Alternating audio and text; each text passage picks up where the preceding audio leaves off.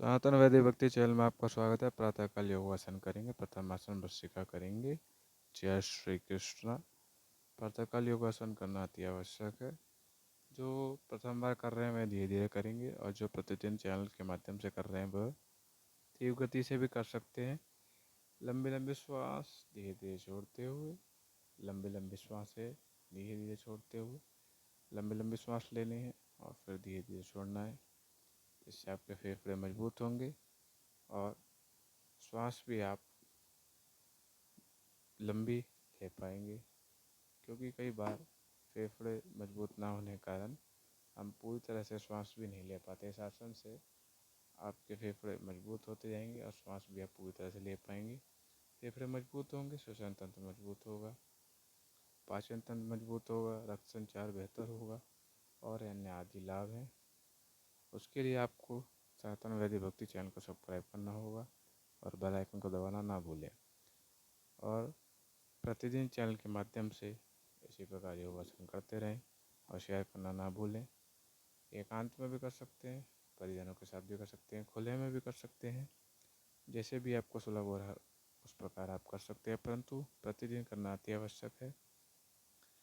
इस पावन दिन पर वट सावित्री की शुभकामनाएं सभी भक्तों को, क्योंकि योगासन से आंतरिक और मानसिक शांति प्राप्त होती है और एकाग्रता भी बढ़ती है।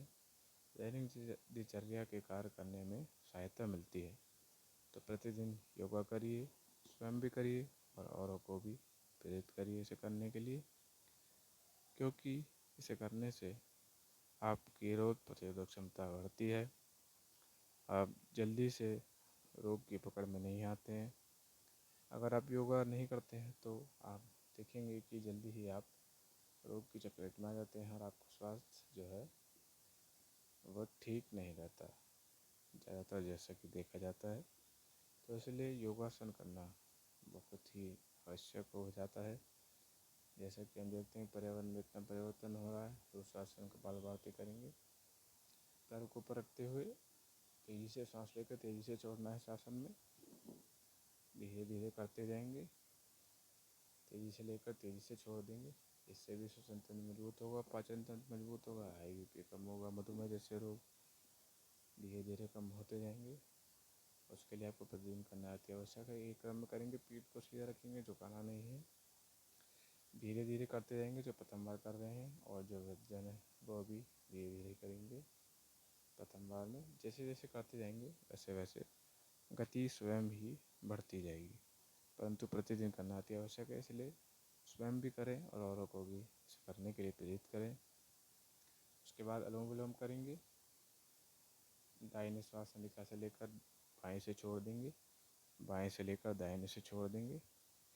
धीरे धीरे इसी क्रम में एक श्वास नलिका से लेकर दूसरी से छोड़ना है। धीरे धीरे आप करते जाएंगे तो आपको लाभ होगा।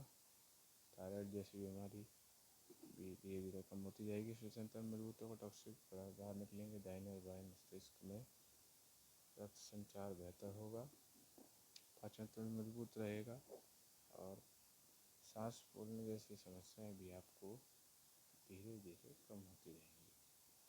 तो योगासन करना बहुत ही आवश्यक है, दैनिक दिनचर्या के कार्यों के लिए भी और सामाजिक कार्यों के लिए भी और स्वास्थ्य की दृष्टि से भी इसे करना बहुत ही महत्वपूर्ण हो जाता है आज के कार्यकाल में।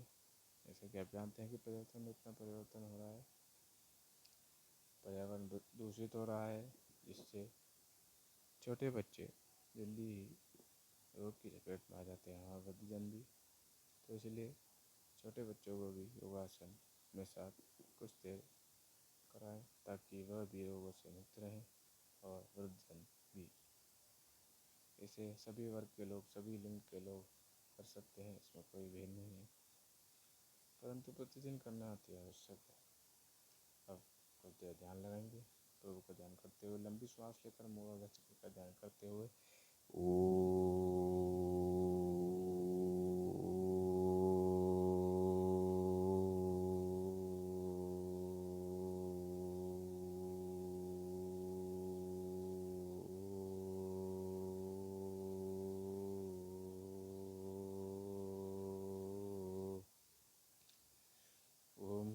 का उच्चारण करेंगे। धीरे धीरे जैसे जैसे आपका ध्यान बढ़ता जाएगा, एकाग्रता भी आपकी बढ़ती जाएगी। सारी चिंताएं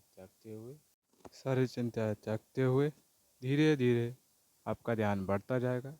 प्रभु का ध्यान करते रहिए। नियमित रूप से आप करते जाएंगे तो धीरे धीरे ध्यान आपका बढ़ता जाएगा, एकाग्रता भी बढ़ती जाएगी। लंबी सांस लेकर मूलाधार चक्र की ओर ध्यान करते हुए दूसरा चक्र स्वादिष्ठान चक्र, तीसरा चक्र मणिपुर चक्र, चौथा चक्र नाहक चक्र, पांचवा चक्र विशुद्ध चक्र, छठा चक्र आज्ञा चक्र दोनों भवों के बीच में, सातवां चक्र सहस्रार चक्र कपाल से ऊपर। इसी क्रम में करते जाएंगे तभी आपका चक्र जागृत होंगे। परंतु उसके लिए प्रतिदिन योगासन करना अति आवश्यक है, क्योंकि जैसा कि प्रभु ने गीता में कहा है, मन को काबू करने के दो तरीके बताए हैं, ज्ञान से और वैराग्य से। उसके लिए योगासन करना अति आवश्यक है, क्योंकि एकाग्रचित होना जब तक आप नहीं सीखेंगे तब तक मन जो है भटकता रहेगा और आपको भटकाता रहेगा। एकाग्रता किसी चीज़ में नहीं होगी तो अन्य कार्य भी आप करेंगे तो ठीक प्रकार से नहीं होगा। और योगासन में एकाग्रता बहुत ही आवश्यक है। एकाग्रचित से आप करेंगे तभी आपको लाभ होगा। तो प्रतिदिन सनातन वैद्य भक्ति चैनल के माध्यम से योगासन करते रहिए और अन्य लोगों को भी प्रेरित करें। चैनल को शेयर कर दें, लाइक कर दें, कमेंट कर दें और सब्सक्राइब कर दें और बेल आइकन को प्रेस कर दें डेली अपडेट्स के लिए। ट्विटर, इंस्टाग्राम और फेसबुक पर भी आप फॉलो कर सकते हैं। और कोई अन्य सुझाव के लिए कमेंट बॉक्स में कमेंट कर सकते हैं। अधिक अवधि में देखने के लिए भी कमेंट बॉक्स में कमेंट करके बता सकते हैं। और भी अन्य आदि वीडियो ज्ञान विज्ञान संबंधित आपको इस चैनल पर मिलती रहेगी। बस आपका सहयोग चाहिए। इसी प्रकार अपना सहयोग बनाते रहें, ज़्यादा से ज़्यादा शेयर करें, सब्सक्राइब करें और प्रतिदिन योगासन करें। अच्छे स्वास्थ्य के लिए, अच्छे जीवन के लिए और देश की प्रगति के लिए, गौ माता की सेवा के लिए, क्योंकि गौवंश बढ़ेगा तभी हम उन्नति की ओर जाएंगे। गौ सेवा अवश्य करें, जैसे भी बने स्वयं पालन कर सकते हैं या फिर गौशाला में भी आप अपनी सेवा दे सकते हैं, क्योंकि गौ सेवा अति आवश्यक है। गौ में ही सारे देवी देवता होते हैं, जैसा कि वेद शास्त्रों में बताया गया है। 33 कोटि देवी देवता गैया में ही समय है और गैया में ही सबसे अधिक सद्गुण होता है। त्रिगुणात्मक सृष्टि है, जैसे कि सत्वरज और तमोगुण, तब गैया में सबसे ज़्यादा सद्गुण होता है। तो इसीलिए गौ सेवा करते रहें, योगासन करते रहें और जीवन में प्रगति की ओर बढ़ते रहें। धीरे से आँख खोलते हुए, आँख तो घिसते हुए, जब तक गर्म ना हो जाए उसके बाद आँखों पर रखेंगे 30 सेकंड के लिए। केवल ढकना है प्रतिदिन। जो भी वीडियो डली है उसमें यही बताया जाता है आपको। केवल ढकना है, दबाना नहीं है। उसके बाद 30 सेकंड का कानों पर रखते हुए गर्दन को दाएं और बाएं और आगे और पीछे की ओर घुमाएंगे, ताकि गर्दन की मांसपेशियां जो हैं वो मजबूत होती जाएं। धीरे धीरे करते जाएंगे। अधिक तीव्र गति से करने की कोई आवश्यकता नहीं, धीरे धीरे करेंगे ताकि झटका या खिंचाव ना आ जाए। तो धीरे धीरे करते जाएंगे। इससे आपको जैसे कहीं विश्राम करते समय या किसी अवस्था में झुकाव के बैठने से भी जो दर्द होता है वो भी कम हो जाएगा। कंधों को भी आगे की ओर घुमाएंगे और पीछे की ओर, जिससे कि कंधे की मांसपेशियां भी खुलेंगे और संचार बेहतर होगा। कंधे इत्यादि में भी दर्द होता है वो भी धीरे धीरे कम होता जाएगा। उसके बाद प्रभु का प्रणाम करेंगे। उसके बाद पैरों को सीधा करते हुए कलाइयों को गोल गोल घुमाएंगे और पंजों को ऊपर नीचे करेंगे। कलाइयाँ घुमाने से कलाई इत्यादि में दर्द होता है वो धीरे धीरे कम होता जाएगा। और पंजे ऊपर नीचे करने से पीठ इत्यादि में जो दर्द होता है वो भी धीरे धीरे कम होता जाएगा। परंतु इसके लिए आपको नियमित रूप से योगासन करना अति आवश्यक है।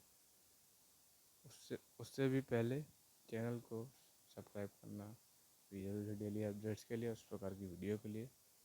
पंजों से हाथों को छूना, हाथों से पंजों को छूना है।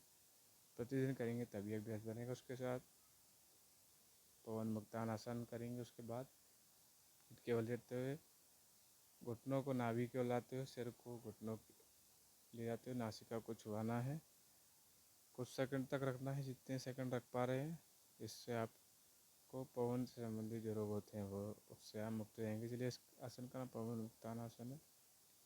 नियमित रूप से करेंगे तो आपको गैस इत्यादि की समस्या में बहुत लाभ मिलेगा।